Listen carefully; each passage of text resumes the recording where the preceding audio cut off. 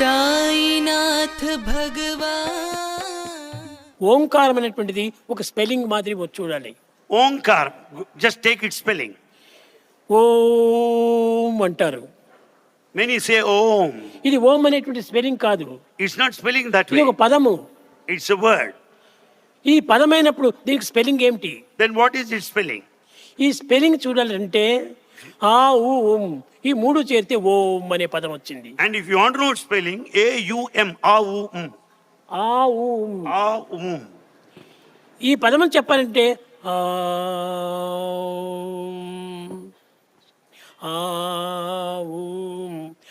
అనేటువంటిది గొంతు నుంచి వస్తుంది. A comes out of the throat. ఊ అనేటువంటిది నోలక నుంచి వస్తుంది. U comes out of the tongue. అనేటువంటిది పదవుల నుంచి వస్తుంది. Comes out of the lips. ఈ మూడు చేరినటువంటి ఓంకారం నాభి నుంచి వస్తుంది. So the combination of the three comes out of the very navel. కనుకనే హృదయ నాళం నుంచి వచ్చేటువంటి ఒక సౌండే నిజమైనటువంటి sound. So the sound that comes out of the heart is the true sound. చాలా మందికి ఆ ఊ ఉం అని చెప్పమంటే స్పెల్లింగ్లే చెప్పుకుంటూ కూర్చుంటారు. And when this is to be said, they go by the spelling only. తెల్లవారుజాము కూడా ఓంకారంలో చెప్పాలంటే ఆ ఊ ఉం అంటారు. In the early hours of the morning, the Omkara is said in a wrong way. మూడింటి యొక్క సేవమేంటి స్వరూపం అని సమకాలంలో దాన్ని ఉచ్చరించాలి. And we have to say, utter Omkara in the correct way. ఎక్కడి నుంచినో ప్లేన్ వస్తుంటాది.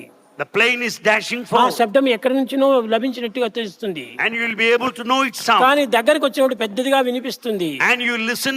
తర్వాత తిరిగి అది ఎక్కడికో పోతున్నట్టుగా కనిపిస్తుంది. And you will also hear the sound from distance. అది నిజమైనటువంటి ఒక ఓంకార శబ్దము. That is Omkara principle. ఆ లోకం నుంచి ఎక్కడి నుంచినో రావాలి. And it should come from ఆ within. నాభి నుంచి రావాలి. It should come out of the navel. కంఠం నుంచి వచ్చినప్పుడు అది శబ్దం ఎక్కువ వినిపిస్తుంది. And when once it comes out of the throat, కానీ you will తిరిగి అది hear high వెళ్ళిపోయే sound. సమయం లోపల తగ్గిపోతూ వస్తుంది. And then at the final stage, it declines. కనుకనే ఈ శబ్దం అంతా కూడా సక్రమమైనటువంటి తీసుకున్నప్పుడే మనకు సరి అయినటువంటి భావన కుదురుతుంది.